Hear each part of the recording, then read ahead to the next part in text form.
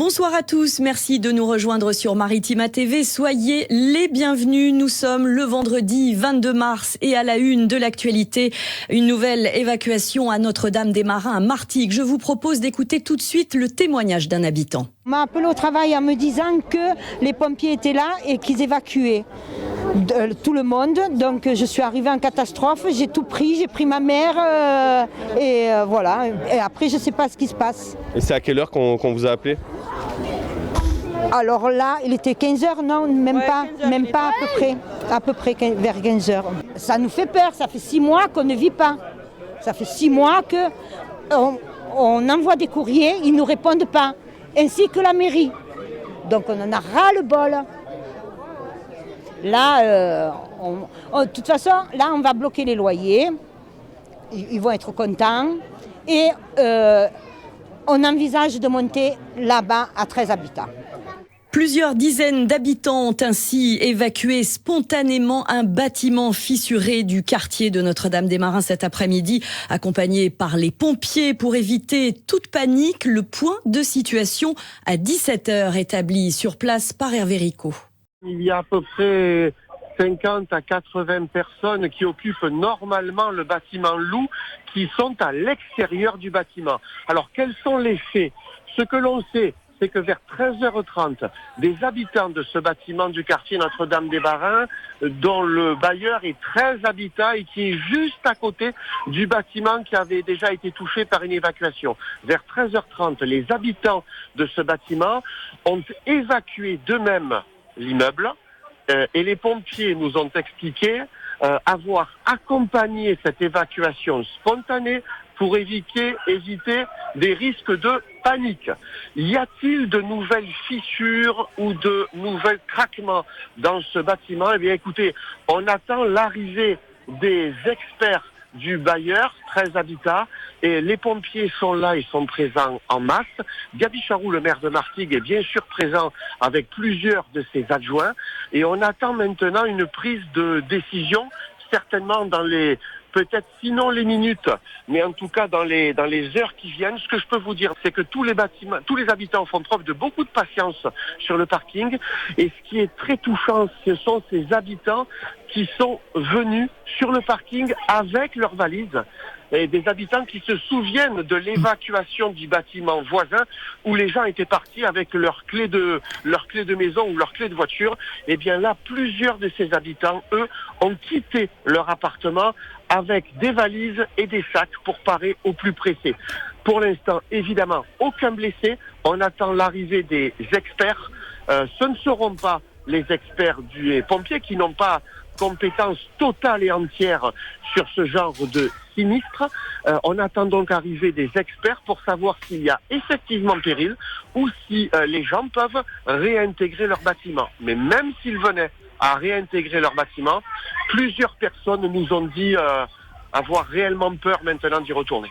Plus de peur que de mal à 18h. Le chef des secours, géologue et bailleur Habitat 13 était au pied de l'immeuble concerné pour inviter les habitants à regagner leur logement. Les explications à travers un reportage à retrouver sur notre site maritima.fr. Et on reste à Martigues avec une autre colère exprimée avec l'art et la manière quand le personnel d'Auchan ambiance les allées du supermarché pour ses revendications. Ce matin, près de 80 personnes chantaient et dansaient pour demander la réouverture des négociations annuelles de l'entreprise.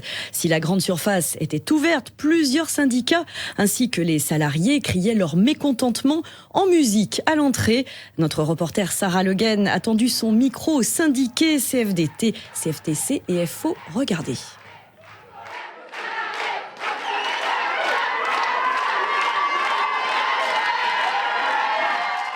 ont refusé de signer les NAO annuels de 2024 pour justement demander la réouverture des négociations dans tous les Auchan de France. Donc ça parle des avantages salariales, du salaire, des avantages sociaux et des acquis sociaux. On attend donc cette semaine savoir si Auchan National veut bien réouvrir les négociations.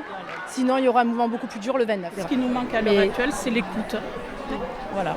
Plus d'écoute, ils font ce qu'ils veulent et il n'y a plus d'écoute. La rémunération, c'est ce qu'on a besoin aujourd'hui, nous, pour vivre. L'inflation, elle augmente, on nous augmente à nous de 1,3%. Est-ce que c'est sérieux derrière? On ne peut plus suivre le niveau, en fait. On n'a même plus, nous, les moyens de faire les courses dans notre propre magasin où on travaille. Dans la bonne humeur donc, mais déterminés, vous l'avez vu, tous demandent surtout de l'écoute et ils sont prêts à remettre le couvert. Cette fois pour une grève, ce serait vendredi prochain.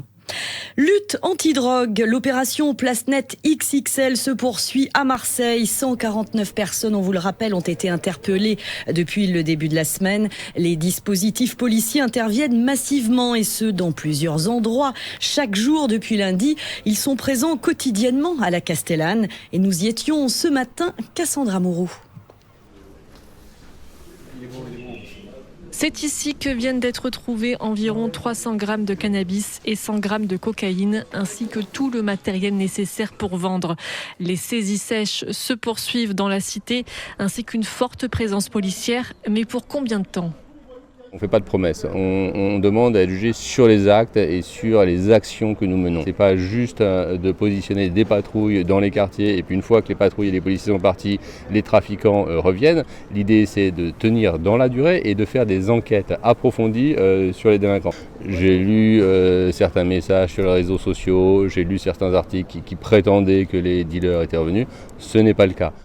L'opération Place Nette XXL, c'était aussi hier en plein centre-ville à la Halle Puget, lieu où le trafic et l'insécurité pèsent sur les habitants. Ils auraient dû y penser un peu plus tôt. Exactement. C'est ce que j'étais en train de dire. C'est pas que je critique, mais ils nous ont oubliés ici. Ça dissuade selon vous ou ça... Non, parce qu'ils sont là, dans la rue, ils font ce qu'ils ont à faire. Après, bon, c'est pas mon problème. Hein. Ça n'arrête pas le deal. Non, ça n'arrête pas. Mais ça n'arrête pas. C'est ce que vous me dites ? Non, ça ne change pas. Ça ne change pas. C'est juste, aujourd'hui, ils sont là parce que c'est pour faire joli, parce qu'il y a Macron dans les parages. C'est tout. Selon la préfecture de police, les opérations Place Nette vont se poursuivre sur plusieurs semaines, voire plusieurs mois dans tout le département. Au chapitre environnement, Martigues se prépare aux incendies de forêt. Une réunion publique s'est tenue hier à la maison de quartier de l'Aveyrat en présence de plusieurs dizaines de personnes. L'objectif était d'informer les riverains sur la démarche du plan de prévention des risques d'incendie de forêt.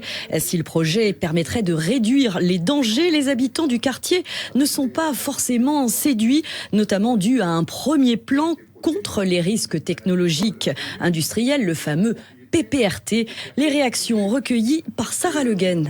Je voudrais savoir si c'est plus dangereux le risque industriel que le risque d'incendie de forêt. Parce que nous, on est entré de feu, là. C'est ma première question, hein. J'en aurai d'autres. Merci. Il y a des travaux qui ont été effectués pour le PPRT, notamment au niveau structurel sur les maisons et au niveau des fenêtres, qui va être apparemment incompatible avec le deuxième PPR. IF. On va mettre des fenêtres en PVC et derrière on va nous dire c'est pas bon. On sera pris entre deux feux nous là, entre la forêt qui est derrière nous et l'usine qui est devant. Donc automatiquement, nous on est en plein dedans. Nous ne sommes pas contents parce que déjà on subit le PPRT. En plus maintenant on a le PRIF. Et donc on ne peut plus rien faire de notre territoire et en plus de nos terrains. Que ça serve pour les pompiers, c'est très bien, mais pas pour nous. Ça nous bloque les terrains. C'est bien de connaître toutes les mesures de prévention qu'on nous préconise. Ce qu'il faut faire maintenant, c'est mettre en application tout ce qu'on vient de nous dire. Une dernière réunion aura lieu, notez bien, le 4 avril si vous êtes concerné à l'hôtel de ville de Martigues. Ce sera de 18h à 20h. Aujourd'hui, c'était la journée internationale de l'eau, l'occasion pour nos équipes marseillaises de faire un saut du côté du plus grand centre de traitement de l'or bleu, comme on dit, de Marseille. Il se trouve à Sainte-Marthe, dans le 14e arrondissement, un site alimenté par la Durance qui traite chaque jour près de 278 000 mètres cubes d'eau pour la rendre potable. Reportage signé Bérénice Vazac. Un bassin qui contient l'équivalent de 225 piscines olympiques. Le site de production d'eau de Sainte-Marthe date de 1934 et il a une fonction bien précise. Sandrine Motte, directrice générale de la Société des eaux de Marseille. C'est ici que nous produisons l'eau potable qui arrive au robinet de 500 000 Marseillais. Donc nous sommes sur un site de la propriété de la métropole et nous potabilisons cette eau Et concrètement, potabiliser l'eau, ça passe par plusieurs étapes. Emmanuel Guillol, directeur adjoint des exploitations à la Société des eaux de Marseille. On va enlever d'abord toutes les particules qui sont en suspension par rajout d'une coagulation, un petit produit chimique et une filtration sur sable. Et ensuite, une étape très importante, c'est la désinfection de l'eau pour tuer les éventuels virus et bactéries. Là, on a une spécificité marseillaise. On désinfecte l'eau à l'ozone et c'est pour ça que l'eau de Marseille est réputée sans saveur. Et c'est aussi pour ça que l'eau ici est réputée parfaite, mais elle se fait aussi de plus en plus rare. Et c'est d'ailleurs l'un des gros enjeux pour les prochaines années, faire face à la menace de la sécheresse en Provence. Un enjeu de taille pour un site qui alimente plus de la moitié des besoins en eau potable de la ville. Sachez enfin qu'à Marseille, il existe 2 autres centres de traitement de l'eau potable à Saint-Barnabé et à Vallondole. Au chapitre santé, coup d'envoi du SIDAction 2024. C'est parti pour 3 jours de sensibilisation et surtout de collecte de fonds pour lutter contre le virus du sida. L'association n'a jamais cessé de se battre contre le virus depuis sa création en 1994 déjà. Aujourd'hui, 630 000 personnes décèdent encore du sida chaque année. Pour faire un don, rien de plus simple, soit par téléphone au 110 ou par SMS au 92 110. Donc, on compte sur votre soutien à SIDAction. Bonne nouvelle à Martigues, l'ouverture du centre de santé du Viaduc, c'est pour lundi matin.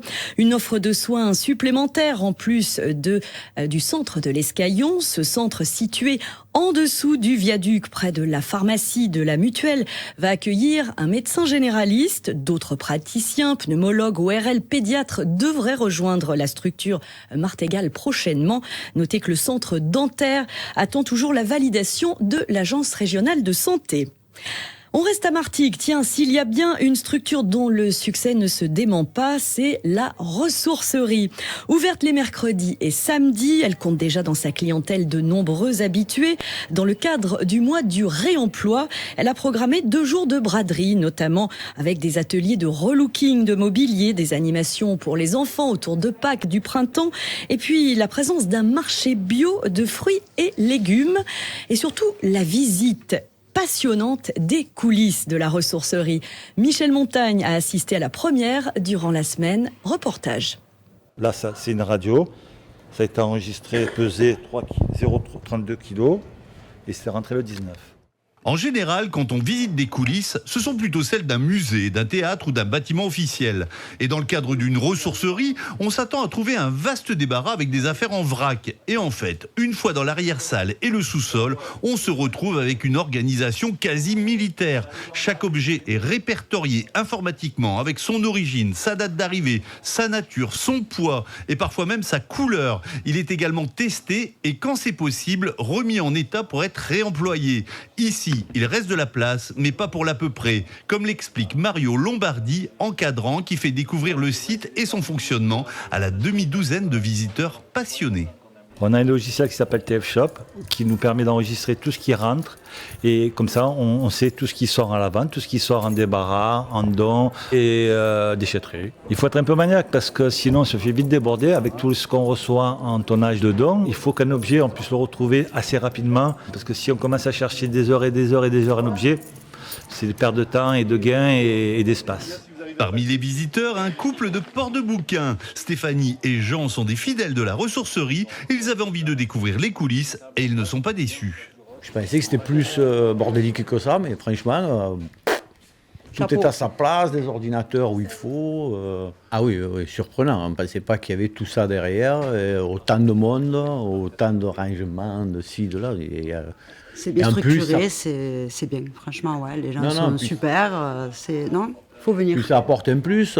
C'est testé à plusieurs reprises et avant que ça aille vraiment en recyclage, ils ont fait quand même des essais, quoi. C'est pas on l'a braché, ça marche pas, on le jette. Non, là c'est ouvert, c'est nettoyé, ils changent les pièces s'il faut. Si ça remarche, on revend et on gagne quelque chose. S'ils gagnent rien, ça va au recyclage. Si c'est vraiment pas réparable, quoi. La seconde journée de braderie, c'est demain samedi, avec au programme 4 visites de ses coulisses et la présence d'une chanteuse, Bérona. Ce sera de 9h à 17h30 sans interruption. J'en profite pour vous rappeler que la ressourcerie est située rue Pain-Levé à Croix-Sainte, à proximité des ateliers municipaux ou encore de la fabrique du carnaval, pour ceux qui connaissent. Allez, on passe au sport et au football. FCM reçoit Avranches ce soir au stade Francis Turcan. À retenir en national également, Marignane Gignac-Côte-Bleue qui se déplace de son côté ce soir à Nîmes. Un derby entre deux candidats au maintien. En volley, on y a cru jusqu'au bout hier soir pour les Martégots. Le MVB est éliminé en quart des playoffs, malheureusement après sa défaite face à Ajaccio au tie-break pourtant à Julien Olive. Écoutez les réactions du coach Christophe Charroux et du capitaine Raphaël Attier au micro de Jean-Michel Darras.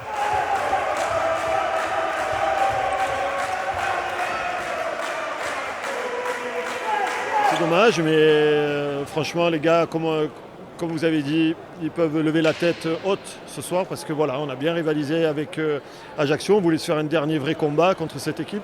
Il a eu lieu avec des hauts, des bas, mais Ajaccio reste Ajaccio, deuxième du championnat, équipe solide et qui a su accélérer sur la toute fin du match. Mais on est content en tout cas de finir sur, même si c'est une défaite, sur cette note positive parce que moi je trouve qu'on a réussi des choses dans cette rencontre. Avec ce groupe, on n'a pas cessé de progresser tout au long de l'année. Donc je reste moi sur une note assez positive quand même de ce championnat et de ces finales. Ouais. Quand même content et fier de ce match parce qu'on s'est battu jusqu'au bout, même si on a quand même alterné le pas très bon et le vraiment bien. On a joué Ajaccio qui était deuxième de la saison régulière, donc voilà, c'était un gros morceau. Quelques regrets en saison régulière qui nous auraient fait grimper de quelques places, mais bon voilà, avec Dessy, on refait tout, mais bon, on s'est bien battu toute la saison avec tous les pépins qu'on a eu aussi, les blessures et tout ça. Donc voilà, c'est terminé ce soir. Oui, c'est vrai que là, on va penser à la suite, construire la suite tranquillement. On va voir aussi avec les gars de passer de bons moments ensemble parce qu'on les mérite. Et c'est vrai qu'après, on préparera la suite pour repartir sur une saison prochaine. Pleine d'espoir, on l'espère. Voilà. Fin de saison donc pour les volleyeurs martégots, mais on reste très très fiers d'eux. En basket, les Phocéens accueillent Poitiers ce soir à la halle Henri Juita, compte rendu sur notre site maritima.fr. Festif à souhait, l'agenda sorti pour ce week-end dans la région. Le voici, il est signé Nouria Boussena.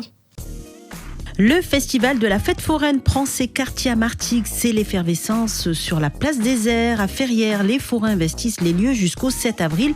Les odeurs de barbe à papa et les lumières étincelantes des manèges sont bien de retour.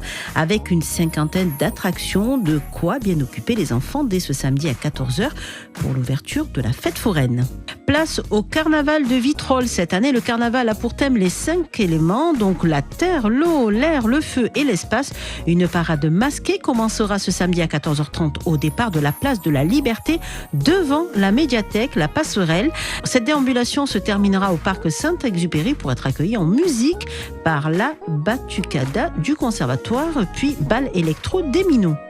Les créatures imaginaires envahissent la ville de Saint-Mitre. Les remparts, réservez votre dimanche après-midi pour venir vous amuser dès 14h30. Le village du carnaval sera ouvert sur place. Retrouvez des stands de boxe, selfie, animation musicale, démonstrations de danse hip-hop ou bien encore ateliers créatifs. On n'oublie pas la distribution des confettis. La fête se terminera comme le veut la tradition par le procès de Caramontran, si la météo le permet. Le Salon international du tatouage s'installe au Palais des Sports de Marseille. 220 exposants sont présents, dont 180 artistes tatoueurs venus de 12 pays. Des concours de tatou seront mis en place pour élire les plus beaux tatouages réalisés. De nombreuses activités seront proposées aux visiteurs durant tout ce week-end. Des démonstrations, des concerts, des shows spectaculaires sont prévus pour cette 8e édition. Dernier week-end pour profiter de l'expo Mucha, maître de l'art nouveau à l'hôtel de Caumont à Aix. Une rétrospective qui réunit près de 120 œuvres provenant de la fondation Mucha à Prague et qui met en avant toutes les facettes de l'œuvre de l'artiste. De ses affiches publicitaires innovantes à l'épopée tchèque, c'est jusqu'à dimanche. Allez-y, c'est superbe. Et ce n'est pas Géraldine Ramelot au montage de ce journal à qui l'on doit aussi ces images qui nous dira le contraire. Le meilleur du théâtre amateur, c'est à Istres dès ce soir. Festea, comprenez Festival national de théâtre amateur. Pour la 3e année, la sélection régionale se déroule sur notre territoire et l'organisation est de nouveau confiée à la troupe istréenne Mnemosyne Compagnie.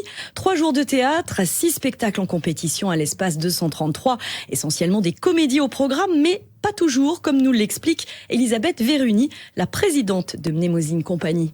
Non, pas toujours. On est là pour s'émouvoir, s'étonner, rire ou pleurer. Alors la programmation est très variée afin que chacun puisse y trouver un moment de bonheur. On a un Cyrano qui est un classique mais qui est beaucoup plus chevaleresque, beaucoup plus rock'n'roll que chevaleresque cette année et qui est un spectacle très fantaisiste tout en gardant le côté classique de Cyrano malgré tout avec son texte et ses alexandrins. Et puis des intrigues policières pour preuve, Agatha Christie, Simenon sur le devant de la scène. Oui. Alors, on a la reine du crime, évidemment, Agatha Christie avec La Souricière, la pièce qui est le plus jouée d'Agatha Christie et qui est toujours jouée à Londres d'ailleurs.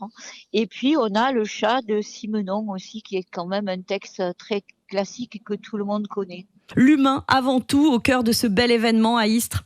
Oui, nous confirmons absolument tout ça. Convivialité, bon moment de théâtre et qualité de théâtre aussi. Le jury, composé de professionnels et d'amateurs, élira le spectacle qui participera au 39e Festea à échelle nationale. Cet automne, en Haute-Loire, Festea Région Sud, ça démarre en tout cas ce soir à l'espace 233 au CEC des Heures Claires à Istres. Venez encourager les compagnies de théâtre amateurs de la région.